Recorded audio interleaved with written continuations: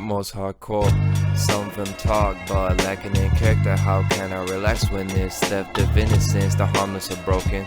Oh, what tragedy to meet death with the lost word unspoken. Hide it behind the foundations. Charity constructed house of euthanasia. Architects of house of cards remain hidden behind one noble cause. Extravagant facade masquerading as God. I don't buy it at all. I like the real thing raw. I tell the whole veil off. The lights on or off. I get mine either way. The stellar man in effect. I'll leave you free and breathless like true psychedelic acceptance. Worldview becomes transcendent. This midnight smoke is so high octane, paralyzing the presence. Hello everyone and welcome to This Week in Tyranny, the most hardcore news show on earth. I am your host Conrad Rogas. Welcome to the episode 53 of This Week in Tyranny. Today is Friday, December 8th, 2023. Before I get started, this episode is dedicated to my friend Dan Alexander. I'll link his channel and find out why or how or what it has to do with our story of this week. What is the story of this week? I'm going to be talking about the New York quarantine law. Whatever you want to call it, it is a law that came into effect about mandatory quarantine, and it's been referred to as the law that allows the state of New York to build concentration camps. So you may have heard a little bit about this. I dove into this topic. It didn't happen exactly this week, but it needs to be talked about on this show. So I'll dedicate this episode to it. And then we'll talk about a lot more than that. So what law I'm talking about, this is the New York Department of Health Code 2.13. It's 213. It was originally passed in February of 2022. Really, its roots go further back than that, because this is a pandemic era law that excuse me, I have to fix my mic. It's a pandemic era law that basically was executive action during the pandemic. A lot of that went on, right? And essentially what this law says is that the state can take you out of your home and put you into a forced quarantine when you're suspected of having an illness. This is a temporary provision. Then, of course, it went away, but the state actually moved to make it permanent, and that's how it passed in 2022.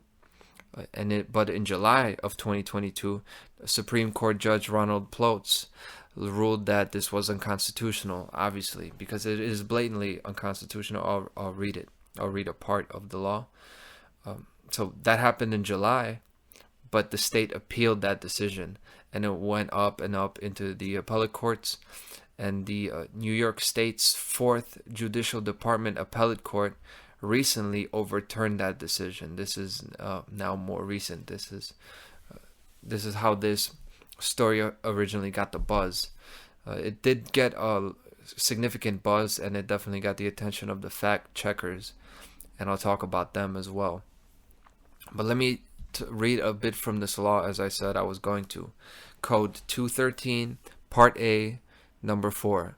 And I quote, "For the purposes of quarantine orders, quarantine locations may include home quarantine, other residential or temporary housing quarantine, or quarantine at such other locations as the public health authority issuing the order deems appropriate, consistent with any direction that the State Commissioner of Health may issue." So it's up to their discretion, right? Up to, the public health authority issuing the order. So whoever's issuing the order, will it be the state or it be some other, this is a problem in itself, is that the authority is actually fluid. It's not clearly defined who can issue the order. It's whatever public health authority issuing the order. And in the future, what is a public health authority? Well, that could be the CDC, that could be the WHO, And as it goes on, it might be the World Economic Forum or the United Nations. This is the problem with this law like that. It's ambiguous. It's not clearly defined like our Constitution, where somebody, a specific court or specific branch of government, and you'll know who the order is coming from, and therefore you know who to hold responsible for anything that is unlawful or immoral. But in this case, it's public health authority. It's very ambiguous, and this is part of it. This is part of the big problem with this law, is how general it is. Now, I only read number 4. You could read the whole law, but really, the law reads pretty benign. There's nothing crazy in it. But just that part that I read, they say it clearly, matter of fact, in your face. It's implied. The scary part is implied, because they're talking about for the purpose of quarantine orders. The whole idea of a quarantine order is like way over the line in the sand. It's way past the point of no return of totalitarian government. Now I'll talk about that. I'll talk about how we get there. What really has happened to get us to that point where they write in state code, in Department of Health code, that is just completely normal for the federal government or the state government, the centralized government, to take you out of your house when you haven't committed a crime or anything, and you're not actually a danger to anyone. We'll talk about that. But first, I want to talk about the fact checkers. I brought them up because, of course, this story did get some buzz, and people were saying, were making a ruckus about it. They were sounding the alarm. People on TikTok, it did get a lot of attention from not the usual suspects. So it wasn't me talking about it, It wasn't the bigger podcast host talking about it. Regular people found out about this, and it took hold on social media, and really they were sounding the alarm about what they can actually do with this, that they can build concentration camps, that they'll say that you're suspected of having an illness, they'll say you have that illness, that you're a carrier, and they have the right now, due to this law, to take you out of your home and put you in any, like I just read, at any location, temporary housing quarantine or quarantine at such other locations. So that could be anywhere, and it could absolutely be a camp that can effectively become a concentration camp. So this, of course, got the fact checkers going. This is what pays the fact checkers' bills. And the fact checkers said that no camps were mentioned. And the error with this, the alarming thing with this, is that they forget about the principle. They don't actually argue on principle at all. The only defense, I was expecting, when I saw the fact checkers, I was expecting something halfway compelling as to why, there's no way they could actually use this to build quarantine camps, to build concentration camps. I was expecting some kind of argument that this wouldn't hold up, that they don't actually have the power to execute this and implement it. But that's not what the fact checker said. And it is very alarming, especially considering what fact checking really is. When you type something in and it gives you get the fact check tab on Google or other places. What fact checking is, it's a new program. Really, it's a novel program, right? This is new, like in the last few years, really. It's a new program created by government in order to ease the fears and questions of people, since tyranny is becoming so open and people are on the lookout. People are on the lookout for information, and now they can share it instantaneously. And it is a program by government. Yes, it is by government. And you may not be able to follow a paper trail and trace it to some politician or some bureaucrat issuing an order to put the fact checkers on the payroll. Right? You won't find that. You won't catch them red-handed like that down to any government organization. But ask yourself, who could possibly be giving these directives and why? And you could see that they are directives.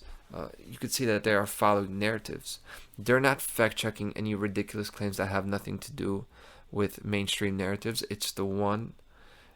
Fact-checking is just a campaign to discredit any information that challenges or discredits mainstream narratives, the dominant ones. So I'll read from the Associated Press's fact check, right? This is straight off the Google fact checking tab. They have claim. So this is the claim that they're addressing. New York Governor Kathy Hochul is trying to create quarantine camps in which people can be held against their will if they have COVID-19 or other diseases. That's the claim. Now, here's AP's assessment. This is them responding to the claim. False. Period. Officials have repeatedly said that the state has no intention to build quarantine camps. That's their first defense. That's their main defense. The state has said that they have no intention to build them. Reading forward, critics are misrepresenting a temporary rule adopted during the COVID-19 pandemic that outlines power by state health officials to isolate or quarantine people for the purpose of controlling a highly transmissible disease. The rule said that people can be isolated or quarantined in interim housing rather than just their own homes, but doesn't mention camps. It was deemed unconstitutional by a judge who said that the state overreacted, but also did not mention camps. That's what they said, and it's really a dirty game because they ended by saying it was deemed unconstitutional by a judge. What they didn't mention is that was reversed, and it is implemented. It is actually part of the code. It is now law. It is now the regulation of that state. So it is state law, right? It's in the code. And their main claim is that they didn't mention camps, and that's alarming because just because you call it by a different word or that the camps aren't built yet doesn't mean you can't build camps. You can build them now. And their fact check absolutely just glosses over this. How weak the fact check is very alarming to me. Because this is basically, when you see something as weak as this, what it really says is it's true. The claim is true. When they say false with a period, it's true. Everything, you read all that and it just holds no water what they're saying. And they address the mention of camps, but not the principle that allows them to be built. This is what I've been saying. And what are the camps are not explicit, but they're implied. The camps could be built later, obviously. The issue is, do you or do you not have the right to take a person out of their home?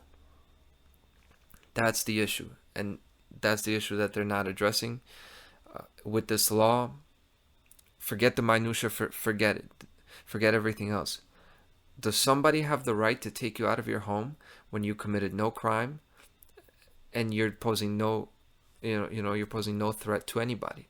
And the second point is the one that they're going to argue about, because the whole premise is that you do pose a threat if you don't quarantine. But I'll address that later. But the wild joke here is the fact that the fact checkers actually fact check themselves in what they said. They actually conducted a very advanced journalistic procedure, a procedure available only to reputable media outlets of the highest integrity. And it's a procedure known as Uno reverse card. Uno reverse card, that's what they did. How did they do this? The rule said that the people can be isolated or quarantined in interim housing rather than just their own homes. Interim housing. Now, I know interim housing is not a common phrase, but if you just try to picture in your head what interim housing looks like, what is interim housing? It's a fucking camp. It's a camp. And they're saying they don't mention camps, but they say interim housing, which is a camp. The word interim means temporary. It means for the term, for the time being. Housing means any shelter, lodging, or dwelling space. Any temporary shelter, lodging, or dwelling space. That's interim housing. What's the definition of a camp? That's so much different that they didn't mention. A camp, an area where people are kept temporarily for a particular reason. And in the fact check, they actually they prove me correct. They prove themselves wrong. So those are your fact checkers of the 21st century. This got some backlash. I'll give one example. Some people are speaking out about this. This is from Senator Mark Walczyk, New York senator. The idea that the state health department will lawfully quarantine a New Yorker against their will sounds Soviet, Walczyk said. The judiciary has a role to play in checking the executive, and I'm deeply disappointed the appellate division missed the opportunity to draw the line at tyranny, Walczyk said. Governor Hochul is falling right behind Cuomo in a lust for power of the state over individual rights. We'll continue to fight until we win back a future for New Yorkers that includes freedom. So, well done, Senator Walczyk. I don't support any representative government. I won't vote for Mr. Walczyk at all. But this is a man who spoke the truth. Beautiful. That's exactly right. You don't just hear it from me. You got senators saying this. But this passed, and it passes just like that, and people don't hear about it. You may have heard a passing mention of it. But this is the type of stuff to stop everything over. This is the kind of stuff you hold everything. You don't go to work until you address this. You don't wake up until this is addressed. Unless you're ready for the eventuality of somebody knocking at your door, and you're prepared, and you're adequately armed, appropriately prepared for such an eventuality, like you would be for looters, or gang members, because that's what it is. Now, what's the goal of this, right? And yes, it sounds harsh, but the goal is concentration camps in New York. Forced relocation in New York. I know that sounds ridiculous. That sounds very extreme. It sounds like, no, the world is not like this now. America's not like this now. We can't have concentration camps in New York. Well, especially in 2019, it would have sounded crazy. Now, after 2020 and 2021, it doesn't sound all that crazy, because we've seen how much of the world got shut down. But this is the goal, and this is one of the big steps to the goal, this quarantine law, so-called law. This isn't a law. A law is a statement that describes a principle of nature. This is just a false claim of ownership over your body, right? It's the type of claim that a rapist makes. And this is how it works, incrementalism. And that's how laws are passed now. This is how laws are passed. This is how totalitarianism advances. They don't kick down the door anymore like the Bolsheviks did. They don't come and get you with their army. They do it slowly in the middle of the night with these laws. And it's not even the laws they pass. It's these temporary rules that behind closed doors, quietly, the state moves to make them permanent. Then, of course, there's litigation. So, it was deemed unconstitutional. Then you have an appeal. It was deemed unconstitutional. Everybody's guard goes down. Who even remembered that it existed? Still, their guard is down, and now you see that ruling is overturned. So the headline is ruling overturned. It's not, hey, the government passed a law that says they can take you out of your house and put you in a damn fucking camp. That's the headline, but we don't get that headline. And people look at this really cynically. It's like the it won't pass or it won't hold fallacy. People think that when they pass a law that's so draconian, so crazy, they'll reverse it. No way that'll hold up. That's what people say. And this is what I've heard in person. I've heard from people after the Illinois assault weapons ban. We had a ban on all assault weapons in Illinois. So I'm in Chicago. This would have affected me. This would have affected me if I wasn't taking care of that ahead of time. But it would have prevented me from owning a firearm. That assault weapons ban. And yes, it's the assault weapons that are important to own. Who cares about pistols? Okay, we're talking about real weapons. Commensurate military strength. That's what's important. If you're talking about protection, you know, if you're talking about tools, you got to have the tools that all the other workers are using. You can't have a little old screwdriver or a little drill. You got to have the same power drills that the guys next door are using, or you're not going to get any work done. Same thing with weapons. And this ban, it was battled over in the courts and over appeals. And I heard, hey, don't worry about it. They banned it, but it's not going to hold up. They already started suing them. Yeah, they did sue them, but it held up for a pretty long time. Now, as of now, it's been overturned. So as of now, you can get those assault weapons here. But it's just another appeal and overturn away, and then it won't go away. And it'll get over that threshold where it'll be too much. Do not count on the appeal system, the court system, to take care of your rights. It is a very foolish endeavor. And I also got to highlight the language of extermination. What I mean by that is, in history, the concentration camps, obviously, you think of the Nazis, you think of the Holocaust, right? This is the image that is brought up, and there's more imagery there. Because when you talk about ethnic cleansing, when you talk about genocide, so often it has this kind of talk about hygiene, germs, cleanliness, quarantining. This is really the jargon that paves the way for resettlement and then genocide. And in a very direct and literal way, this was the case in Nazi Germany.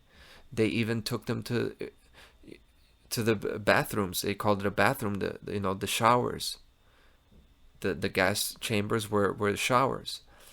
And there was a lot of talk about cleanliness, about cleaning up the cities, right? Cleaning out the ghetto, the Jewish Warsaw ghetto, cleaning it out. Historically, the Jewish people in Europe were blamed for diseases. The idea of uncleanliness, the idea of equating the population, the demographic that you want to exterminate, equating them with animals, with vermin, with rats. This is the kind of language. So now when you see this quarantine law, you should start to see the imagery forming, right? And the tone. And the tone is becoming more suspicious of human beings. Humans are dirty. Humans are to be suspicious of. Humans cannot be trusted.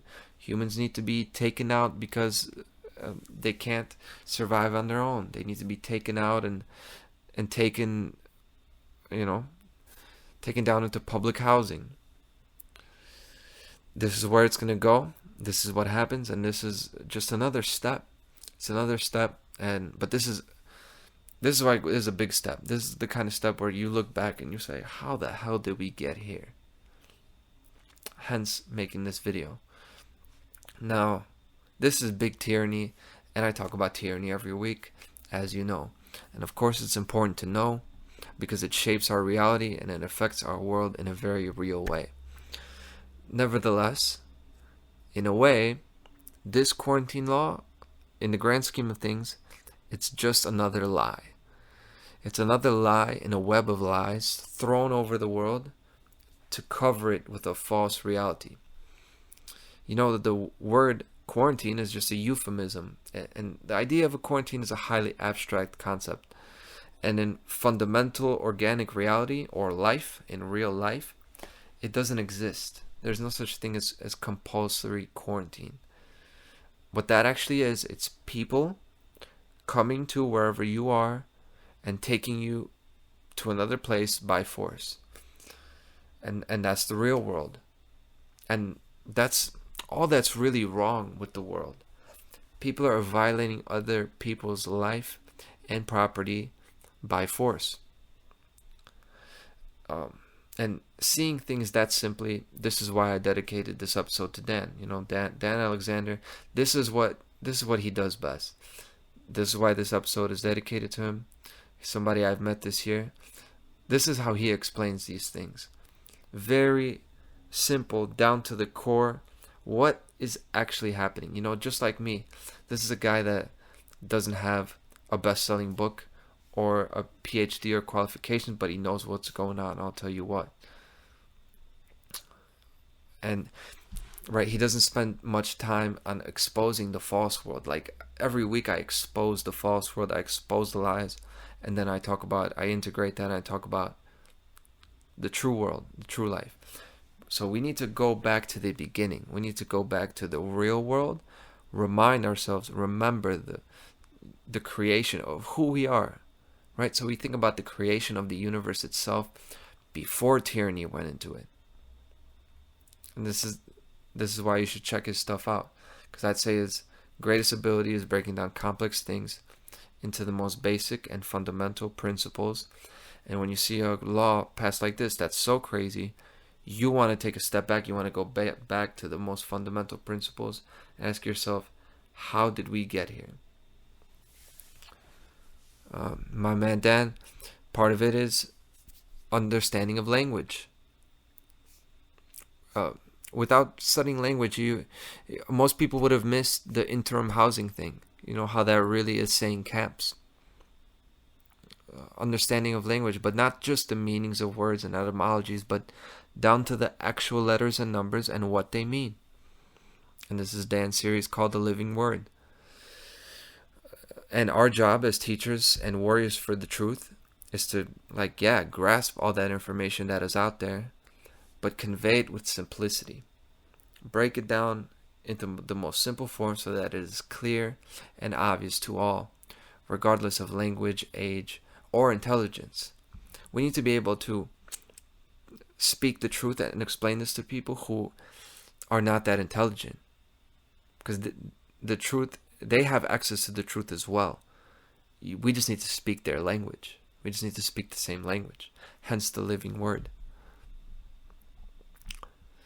And the main points this man speaks about totally highlights the main problems and solutions with the story of this quarantine law. As you check out Dan's videos, what is he talking about? He's talking about, first and foremost, getting together with people in person. And this is, I think we're missing this. I was missing this because I'm so focused on putting work out there in the public sphere. Really, I don't have a lot of time to meet with people. The people I meet with are my coworkers and my family and my loved ones, right?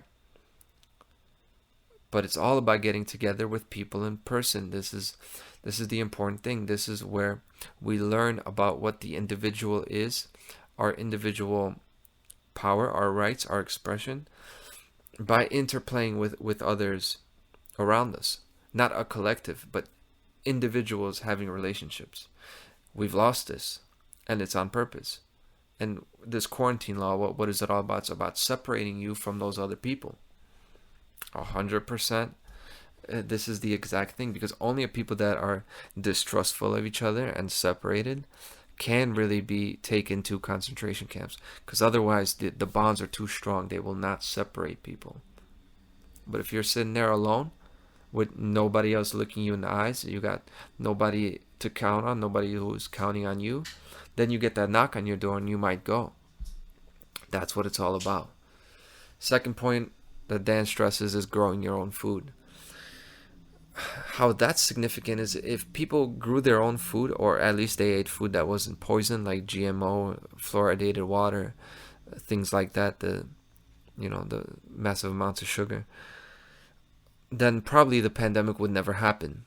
We would have never gotten this bad, and health would have not been such a scary thing for it to even be used as a pretext for a law like this that can deprive you of your house, of your living area. Growing your own food is number 2, and number 3, refusing to follow orders. And he's just saying it in the most basic way. The answers to all our problems, guys, we just have to stop listening to people telling us what to do. And that's all it takes. Most importantly, the police need to do that. And if that happens, you see this whole system collapses. And not in a way that our life collapses. No, the system that holds us down collapses. And we would see like like clouds just falling away, we would actually see the blue sky. We would actually see what life is like if we just refuse to listen to liars. And ultimately refusing to disturb other living beings. This is another very simple thing. You just don't do something that's immoral. So you don't go to somebody's house. You can look somebody in the eye. If this were to happen, people who knock on somebody's door and tell them that they have to go quarantine. If they were aware, if they were present, they would look in the other person's eyes and see that they're doing something wrong. Refusing those things, refusing the order, refusing to do something immoral to somebody, to deprive them of something, and then taking your health into your own hands, growing your own food, and getting together with people in person, most important. That's the real world. And this false world is what we've gotten so far into that we now have forced quarantine legal.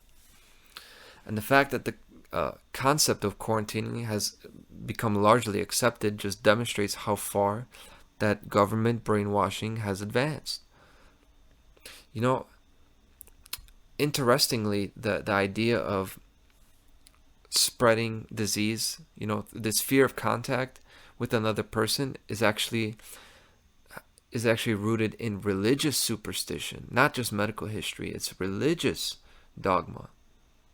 And you will see this in epidemiology if you look closely, because with the germ theory, or it's not really I'm making a claim about germ theory as a general, but the whole thing of sneezing being like this thing that you can kill somebody with, much of this is accepted without proof or scrutiny, just like religious dogma.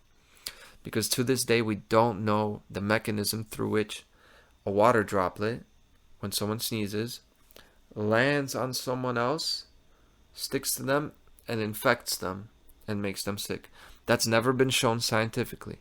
I know it's difficult. I'm just saying it's never been shown scientifically, ever. Now, it has been observed that certain illnesses spread through close contact, right? People that are in beds together, people that are in the same house. That's been observed, but those observations are not backed up with any empirical data. Any empirical data, meaning no percentages, no probabilities. We don't have any actual hard numbers. We have only observations and then our interpretations based on assumptions of those observations. We have no data. We can present percentages and probabilities of certainty for subatomic particles. In quantum physics, you can present a percentage of how likely an electron is to be somewhere, something we can't see at all, but something way smaller than any virus particles. But we still can't present any data for how likely a person is to get sick, at what distance, what duration of exposure, nothing. It's all very nebulous, and that's just like religious rhetoric. Who knows who really gets into heaven? What really is a sin and what isn't? Who does God really love? Who does God hate? Nobody really knows, right? They ask to someone above them in the religious hierarchy, and it's very similar in the medical hierarchy now that is becoming the new priests.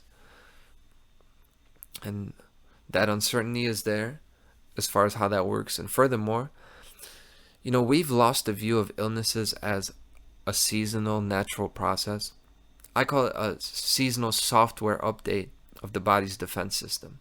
Getting sick, yearly or seasonally, it's like an update. It's something that happens for a reason. It's a strengthening and an adjusting to the environment. And these illnesses you catch, COVID, the flu, the common cold, these are not cancer or heart disease. They're the flu and the common cold. And yes, I know the flu is deadly and kills a lot of children, right? So I'm not saying it's harmless. Nuh-uh.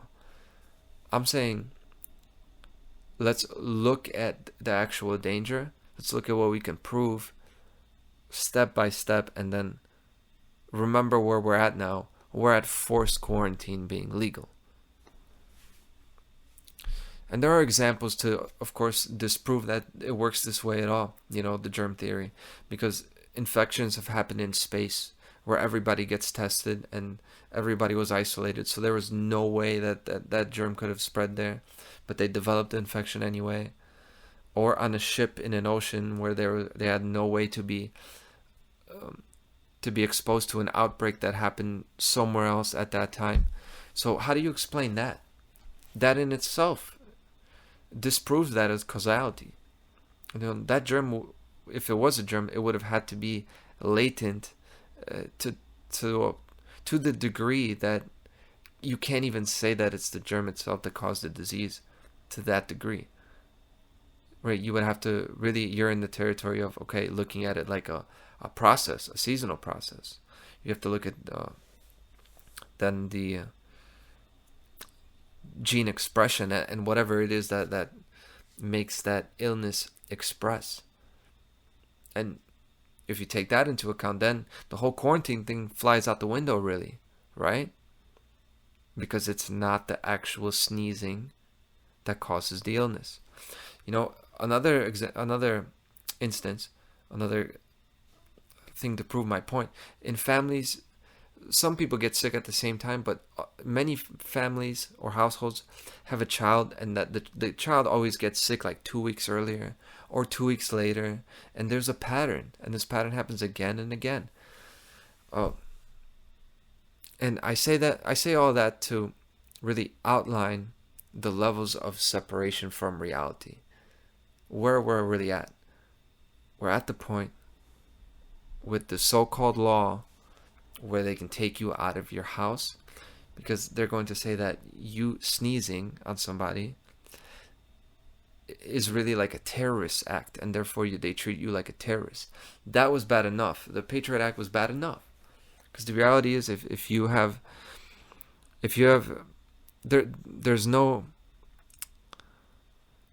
outbreak crime. The whole thing is bull.